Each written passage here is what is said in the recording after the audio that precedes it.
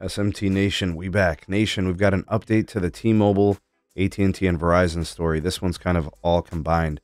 Customers from Verizon and AT&T are blaming T-Mobile for price increases that they've incurred from Verizon and AT&T. They're citing T-Mobile as the issue and T-Mobile as the cause. We got an update on that lawsuit that's pending. Let's talk about it here in today's video.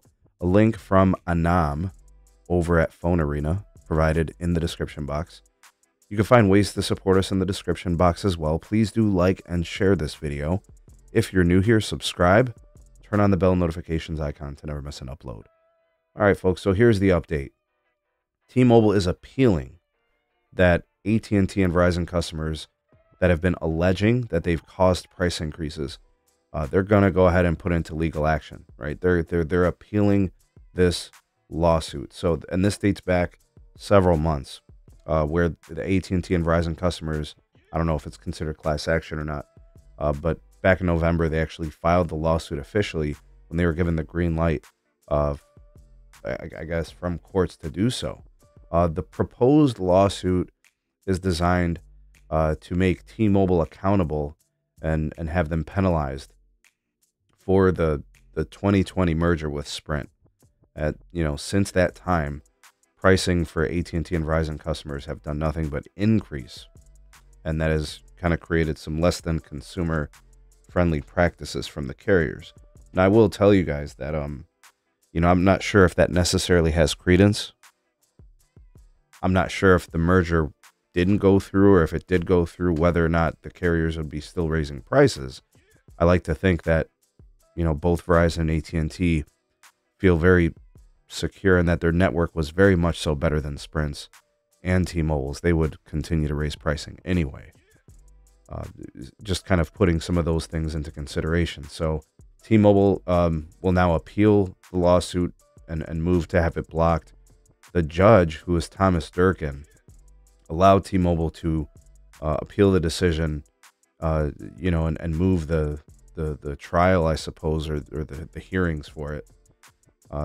T-Mobile is basically saying they're not accountable for any of that, and they're kind of right. Like, carriers can do whatever they want. They're all their own businesses. Some people joke and laugh and say, kind of tongue in cheek, the carriers signal to each other, what they're going to do and stuff like that. And there might be some truth to that, but there's nothing out there obvious and glaring that they're all colluding to raise prices. But I will tell you that since the merger, T-Mobile has, for what it's worth, also raised pricing, changed plans several times since the merger.